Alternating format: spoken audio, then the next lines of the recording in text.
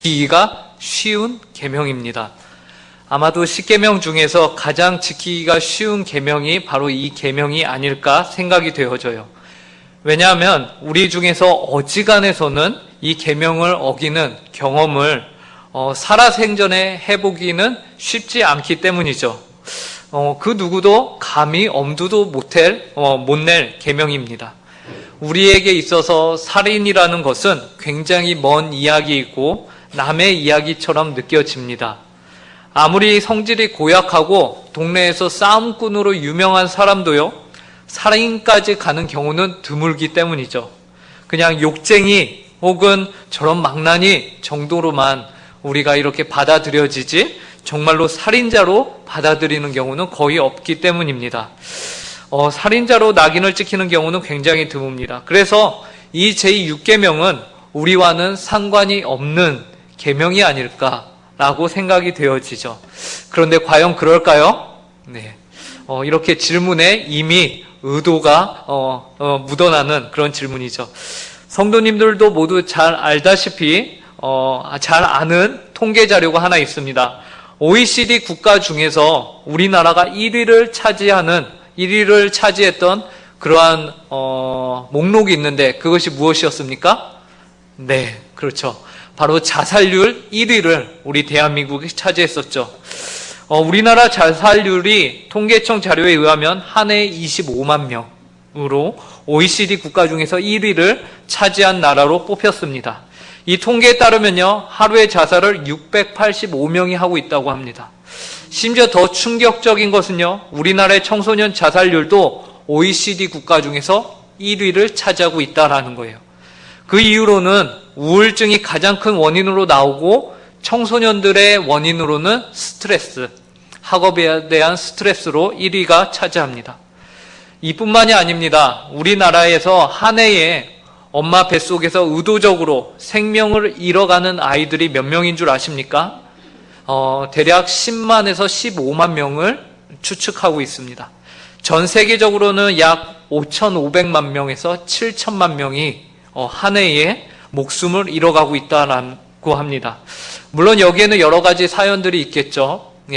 혼 외에 성관계에서 원하지 않는 아기를 갖게 된 경우나, 혹은 검사를 해보니 아이가 장애가 있더라, 혹은 이 아이를 낳게 되면 산모에게 위험이 있더라, 여러 가지 가능성들과 여러 가지 사연들이 그 안에는 있을 것이에요. 그러나 어찌되었든 이러한 통계들은 우리가 살아가고 있는 이 세상에서 살인하지 말라라는 계명이 전혀 필요가 없는 것처럼 착각을 해서는 안 될 것을 우리에게 경고하고 있죠. 우리가 살아가고 있는 이 세상에서 지금도 누군가에 의해서 혹은 자의에 의해서든 타의에 의해서든 살인이 벌어지고 있다라는 거죠. 그러므로 우리는 살인이 먼 것처럼 느껴서도 안 되며 의외로 우리 주변에 가까이 있다라는 사실을 인식해야 합니다. 그러므로 우리는 하나님이 그의 백성에게 주시는 제6계명인 살인하지 말라는 계명을 다시금 우리 안에서 환기시켜야 할 필요가 있는 것이죠. 그런데 왜 우리는 살인을 하면 안 될까요? 하나님께서는 왜 그의 백성들에게 살인을 하지 말라고 명령하셨을까요? 그 이유는 크게 두 가지로 볼 수가 있는데요. 첫째, 모든 인간은 하나님의 형상으로 지음받았기 때문에 그렇습니다. 모든 인간이 하나님의 형상이기 때문에 우리는 마땅히 하나님의 형상인 인간의 생명을 함부로 해서는 안 됩니다. 성경은 이 부분에 대해서 아주 명확하게 우리에게 가르쳐 주고 계시죠. 창세기 26장 27절 다들 잘 아시는 말씀인데요. 이 구절을 보면은 삼위 하나님께서 인간을 만드시면서 이렇게 말씀하셨어요. 하나님이 이르시되 우리의 형상을 따라 우리의 모양대로 우리가 사람을 만들고 그들로 바다의 물고기와 하늘의 새와 가축과 온 땅과 땅에 기는 모든 것을 다스리게 하자. 하나님이 자기 형상 곧 하나님의 형상대로 사람을 창조하시되 남자와 여자를 창조하시고 라고 말씀하시죠. 하나님께서는 인간을 창조하시면서 다른 모든 피조물과는 구별되게 인간을 하나님 자신의 형상대로 창조하셨다라고 성경이 말씀하고 계십니다. 인간을 창조하실 때에는 만물의 영장답게 인간을 하나님의 형상으로 창조하신 거예요. 이 말은 인간은 하나님의 형상으로 지음받은 하나님의 최고의 걸작품이다라고 볼 수가 있는 거예요. 우리가 바라보는 이 세상이 얼마나 아름답습니까? 저 하늘, 저 바다, 저 산, 그리고 작은 개미들까지도 얼마나 신비롭고 아름답습니까? 그런데 그 모든 아름다움과 신비로움보다 누구를 더 신묘막측하게 하나님이 자신의 형상으로 지으셨냐면 바로 사람을 그분의 형상대로 지으셨다라는 것입니다. 이것은 너무나도 놀라운 사실이며 놀라운 은혜입니다. 이처럼 귀한 하나님의 형상이 오늘 이 시간 바로 성도님들의 옆자리에 앉아 계시다라는 것이죠. 한번 옆에 계시는 분들을 한번 바라보시기 바랍니다. 예. 옆에 계신 분들에게서 하나님의 형상이 느껴지십니까? 느껴지세요? 할렐루야. 예. 느껴지셔야 정상입니다. 혹시 안 느껴지시는데 겉으로 이렇게 느껴진다라고 하시는 분들, 예, 계시는 건 아니시겠죠? 네. 그런 분들에게서 제가 한 가지 설명을 해드리겠습니다. 그러신 분들 여기 안 계시지만, 예. 원래는 하나님의 형상으로 아름다운 성도인데, 죄가 우리 가운데 들어와서, 옆 사람이 이렇게, 아주 이쁘진 않구나, 라고, 예, 입으로는 말씀하시면 안 되고요. 그냥 속으로만 그렇게 생각하시면 됩니다.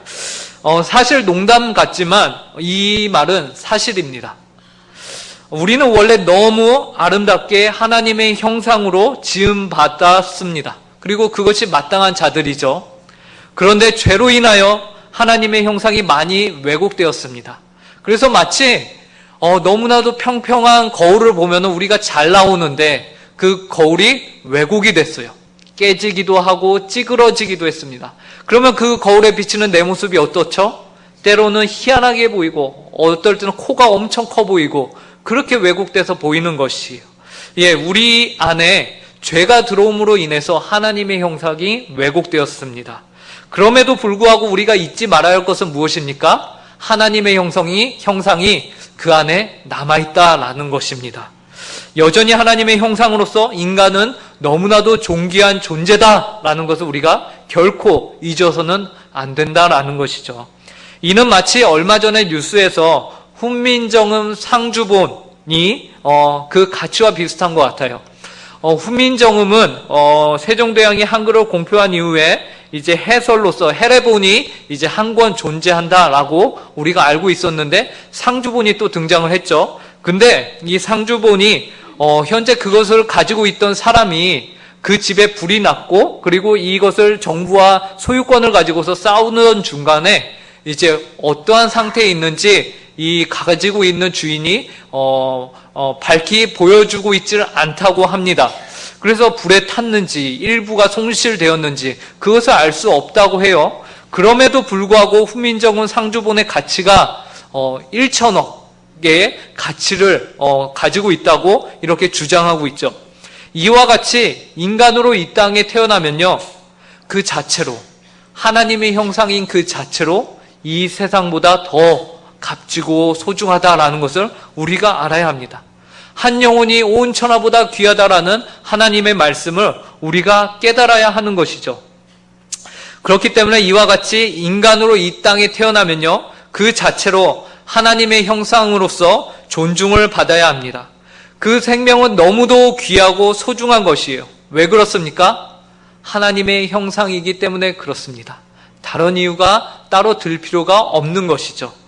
창세기 9장 6절을 보시면요, 다음과 같이 성경은 우리에게 말씀하고 계십니다. 하나님의 형상에 대해서 우리에게 말씀하고 계신데요. 이 말씀 같이 읽어보도록 하겠습니다. 시작. 다른 사람의 피를 흘리면 그 사람의 피도 흘릴 것이니 이는 하나님이 자기 형상대로 사람을 지으셨음이니라.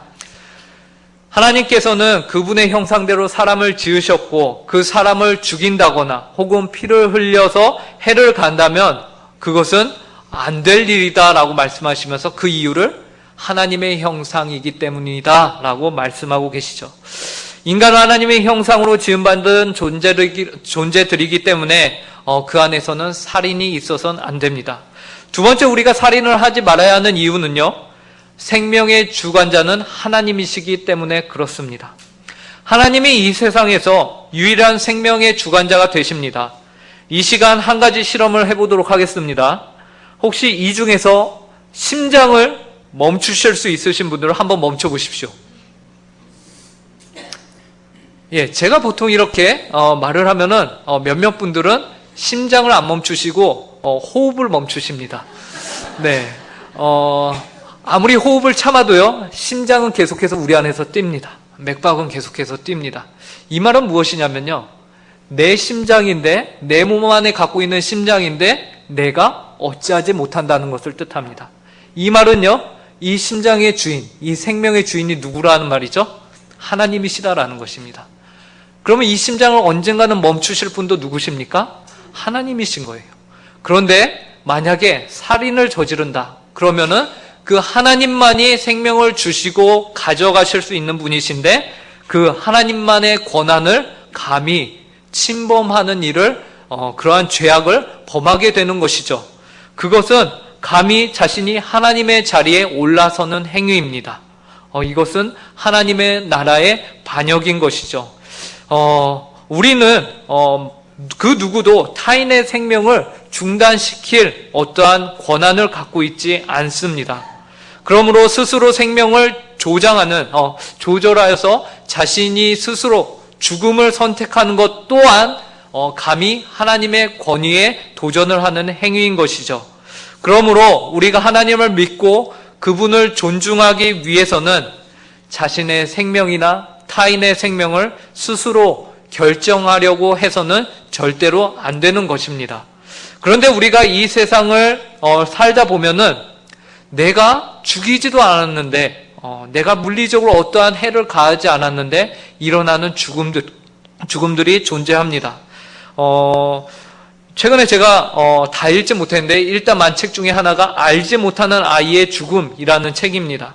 이 책에는 특성화고, 예전에는 상고나 이제 공고라고 불리던, 요즘에는 특성화고라고 했는데, 이 학교를 나와서 현장 실습생으로 취업을 나간 학생이 그곳에서 이제 목숨을 잃게 된 그러한 이야기들을 담아놓은 책이에요. 그 책에서 김동준이라는 학생의 이야기에서 우리가 단순히 살아야 하는 것만이 아닌 선을 행하지 않는 것도 다른 형식의 살인이 될 수도 있겠구나라는 것을 우리에게 알려줍니다. 제가 이 책의 한 내용을 읽어드리겠습니다. 동준군은 게임 프로그래머의 꿈을 안고 동아 마이스터고에 입학해 CJ그룹에 입사했고, 그곳에서 햄과 소시지를 만드는 진천 육가공 공장에 현장 실습생으로 들어갔습니다. 입사하자마자 명절 수요를 채우느라 연장 근무가 잦았고, 퇴근 후에 좀 쉬고 싶었지만 회식에 가야 했고, 원하지 않는 술을 마시고 담배를 피우고, 내키지 않지만 노래방에서 춤을 추고 노래도 불러야 했습니다. 무조건 명령에 따라야 하는 상황에 자괴감이 컸습니다. 조심스레 거부 의사를 표현해도 누구는 하고 싶어서 하느냐, 사회생활이 다 그런 것이라는 말만 돌아왔습니다. 그러다가 어느 날 회식 자리에서 8살 위의 선임에게 얼차려를 당하고 뺨을 맞고 머리를 밟히는 폭행을 당했습니다. 가해자로부터 폭행 사실을 말하면 가만두지 않겠다, 죽여버리겠다는 협박을 받았습니다. 이 아이는 다음과 같은 메시지를 자신의 트위터에 남깁니다. 너무 두렵습니다. 내일 난 제정신으로 회사를 다닐 수 있을까요? 그리고 동준군은 스스로 목숨을 끊었습니다.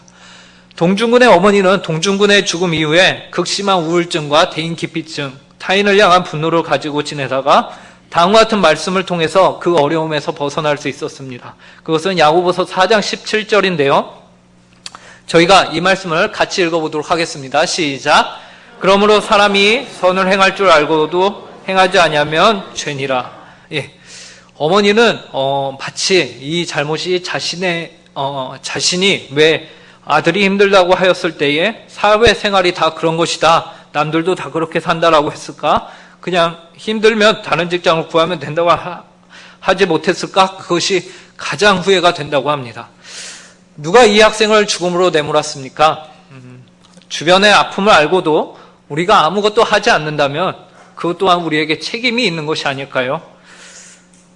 성경은 우리에게 분명하게 선을 행할 줄 알고도 행하지 아니하면 죄라고 하는데 우리는 스스로 이건 죄가 아니라고 속이고 있지는 않나요? 우리 주변에는 의외로 이러한 상황에 환경 가운데 있는 학생들이 굉장히 많습니다.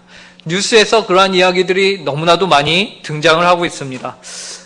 학생뿐만이겠습니까? 우리 주변에는 어렵고 거동이 힘들며 타인의 도움이 필요한 어르신들도 굉장히 많죠. 그 어르신들도 정말 생사를 오가는 그러한 어려움 가운데 계십니다. 그들을 그냥 바라만 보고 있다면 과연 하나님은 우리를 향해서 뭐라고 말씀하실까요? 십계명에는 소극적인 명령과 적극적인 명령으로 나뉘어져 있습니다. 소극적인 명령은 십계명을 문자 그대로 뭐뭐 하지 마라 하면은 안 하는 것, 그것이 바로 소극적인 명령입니다. 적극적인 명령은요, 그 계명들이 지니고 있는 의미를 알아내고 그 의미를 해석해서 우리 삶에 적용시키는 것이에요. 십계명은 우리에게 살인하지 말라라고 말씀하고 계신다면 살인하지 않는 것, 이것은 소극적인 계명입니다. 그러나 사실 십계명 살인하지 말라에는 더 포괄적인 의미가 들어 있습니다. 우리 주님께서는 다음과 같이 그리하여서 저희에게 말씀하셨죠. 마태복음 5장 21절 22절을 보면요, 이 살인하지 말라라는 십계명 제6계명을 예수님이 직접 해석해 주셨습니다. 함께 이 말씀을 읽도록 하겠습니다. 시작. 옛사람에게 말한 바 살인하지 말라. 누구든지 살인하면 심판을 받게 되리라 하였다는 것을 너희가 들었으나 나는 너희에게 이르노니 형제에게 노하는 자마다 심판을 받게 되고 형제를 대하여 나가라 하는 자는 공회에 잡혀가게 되고 미련한 놈이라 하는 자는 지옥불에 들어가게 되리라. 예수님께서는요, 단순히 우리가 육신적으로 하는 살인만이 너희가 지켜야 하는 것이 아니라 형제를 대하여 노하는 자, 그 마음에 미움과 시기와 다툼을 가지고 있는 것 그 자체가 형벌을 받을 만한 그러한 죄다, 살인과 같다라고 말씀하고 계시죠. 여기서 우리는 예수 그리스도의 주 되심을 다시 한번 입증하게 됩니다. 우리가 나는 살인을 안 했으니 여기까지만 내가 하나님의 말씀으로 받아들인다 라고 하면은 예수님은 우리의 주님이 아니신 것입니다. 그런데 만약에 우리가 내 형제를 향해서 내가 나쁜 마음을 가지고 있었다거나 내가 형제를 향해서 어리석게 여겼다거나 내가 그 사람을 참 나보다 낮은 사람으로 여겼다라면, 그런 모습이 우리 가운데 있었다라면은 그것은 예수님의 말씀을 기준으로 하면은 우리는 큰일 난 겁니다. 우리는 하나님의 형벌을 받을 만한 그런 위치에 있는 것이죠. 그러니까 우리는 예수님을 정말로 우리의 주인으로 여긴다면은 이 말씀 우리가 직접 받아들였을 때에 우리는 형제를 향하여서 나가라 혹은 그 형제를 향해서 다툼과 분노를 가져서는 절대 안 됩니다. 형제를 향해서 노하는 자마다 심판을 받게 될 것이고, 그리고 형제를 향해서 미련한 놈이라 하는 자는 지옥불에 들어갈 것이라고 말씀하고 계시지 않습니까? 그러므로 우리는 이러한 예수님께서 해석하여 주신 살인, 이것을 주님은 살인으로 보시는데 이 살인에 대해서 우리는 경계해야 하는 것이죠. 형제를 향한 노를 바라는 것은 상대를 멸시하고 상대를 향해서 욕을 하게 되죠. 그 결과 형제를 향해서 폭력까지 이어지며 심한 경우는 살인까지 이어지는 것입니다. 그런데 이러한 현상이 인간이 죄를 범한 아담과 하와가 하나님 앞에서 선악과를 따먹은 다음에 가장 먼저 드러났던 범죄가 바로 이 범죄입니다. 형제를 향해서 분노를 갖고 살인을 저지른 거죠. 누굽니까? 바로 가인이죠. 가인이에요. 아담과 하와가 하나님 앞에서 범죄한 이후에 1세대, 바로 그 다음 세대에서 가장 먼저 나온 범죄는요, 다른 것이 아닙니다. 속이는 건 뭐 그런 거 아닙니다. 내 이웃의 아내의 뭐 그런 거 아닙니다. 무엇이었습니까? 살인이었습니다. 이것은 우리를 더욱더 경계하게끔 만듭니다. 가인의 분냄이 살인으로 연결이 됩니다. 인간이 최초의 선악과 이후의 범죄가 바로 살인이라는 것은 온 인류가 이러한 범죄 가운데 얼마나 그 마음 가운데 이러한 범죄를 가지고 살고 있는가를 우리 가운데 경고하며 알려주고 있는 것입니다. 그러면 우리는 이제 어떻게 해야 합니까? 우리는 살인하지 말라는 계명에 대해서 더욱 적극적으로 어떻게 순종할 수 있는 것인가요? 살인하지 말라의 적극적인 순종은 무엇일까요? 그것은 바로 반대로 살인을 안 하는 것이 아니라 이웃을 사랑하는 것입니다. 이웃을 사랑하는 것이요. 이것이 바로 살인하지 말라는 계명을 온전히 지키는 유일한 길입니다. 이웃을 사랑하는 것이 무엇입니까? 예수님께서 말씀하셨죠. 십계명을 내가 요약을 한다. 그 십계명을 요약하여서 두 가지로 말씀하셨는데 하나님을 사랑하는 것과 내 이웃을 내 몸과 같이 사랑하여라 라고 말씀하셨습니다. 그러면은 이 이웃을 사랑하는 것은 무엇입니까? 이웃 사랑은 어디서 시작을 할 수 있는 것일까요? 살인은 남의 생명을 빼앗는 것이죠. 그렇다면은 이거에 반대되는 개념이 사랑은 무엇일까요? 남에게 생명을 주는 것, 내 생명을 포기하는 것. 이것이 바로 진정한 사랑일 것입니다. 무엇입니까? 나의 이득과 나의 유익을 포기하고 상대의 유익과 상대의 이익을 위해서 도움을 주는 것, 내가 손해를 보더라도 그것을 감내하고 감수하는 것, 그것이 바로 이웃 사랑이다라는 것입니다. 우리는 어지간해서는 근데 손해보고 싶지가 않습니다. 특히 교회는 그래도 양호하죠. 교회 밖에 나가서 나를 어떻게 해서든 이렇게 빼먹으려고 하는 그러한 사람들을 보면은 이에는 이, 눈에는 눈, 이 말을 저희 가운데 오히려 더 붙잡고 싶은 마음이 클 때가 많습니다. 하지만 하나님은, 예수님은 우리에게 뭐라고 말씀하시냐면 이웃을 사랑하라 라고 말씀하십니다. 이웃 사랑이 나의 생명을 주는 것이다 라고 말씀하십니다. 이 사랑을 먼저 실천하신 분이 계시죠. 누구십니까? 바로 예수님이십니다. 예수님이요 먼저 그분의 생명을 우리를 위해서 내어주셨습니다.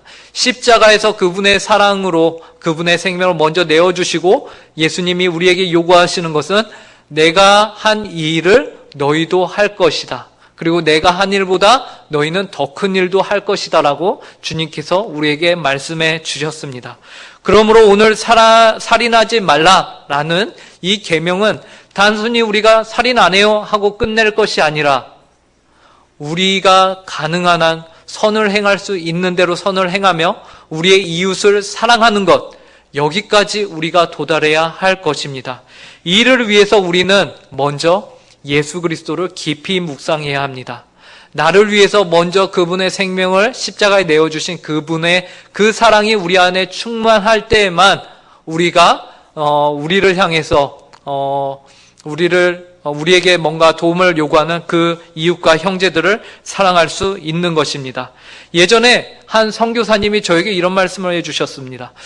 선교지에서 선교사님들끼리 커뮤니티가 있는데 굉장히 싸움이 많다는 것입니다. 서로 시기 질투가 많다는 것입니다. 선교지일수록 더 선교사님들이니까 더 잘 지내실 것 같은데 그렇지 못하다라는 것입니다. 그래서 내가 열심히 양육하고 했는데 정작 끝에 가서는 다른 선교사가 오더니 이 현지인을 데려가서 본인이 세례하고 본인 기도 편지에다가 이 사람의 사연을 다 실어놓고 한다는 겁니다. 그래서 굉장히 힘들다라는 것입니다. 근데 그곳에서 이 선교사님이 연합을 강조하면서 유일하게 할 수 있는 방법은 딱 한 가지였다고 합니다. 그것은 무엇이냐면 나 잡아먹고 너 살아라. 이 모토 하나 가지고서 선교지에서 버티셨다고 합니다. 예. 보통은 우리가 어떻게 하죠? 예. 너 잡아먹고 내가 사는데, 이 선교사님을 외쳤던 것은 나 잡아먹고 너 살아라 라는 것이었다고 합니다. 우리가 이 세상을 사는 데 있어서, 세상 가운데서 이러한 생각과 태도로 우리가 살아야 할 줄로 압니다. 왜냐하면 이 생각이 없이는요, 내가 다짐하고 손해보겠다라는 이 생각이 없이는요, 누군가를 사랑한다는 것은 거의 불가능한 것을 우리는 경험을 통해서 너무나도 잘 알기 때문입니다. 비록 우리가 손해를 보더라도 우리가 이웃을 사랑하고 그리고 이 땅에 있는 생명을 우리가 하나님께서 생명의 주관자가 되시며 모든 인류는 하나님의 형상이다 라는 이 가치관을 우리 마음 가운데 새김으로 하나님께 영광을 돌리는 모든 우리 성도님들이 되길 간절히 바랍니다. 함께 기도하겠습니다.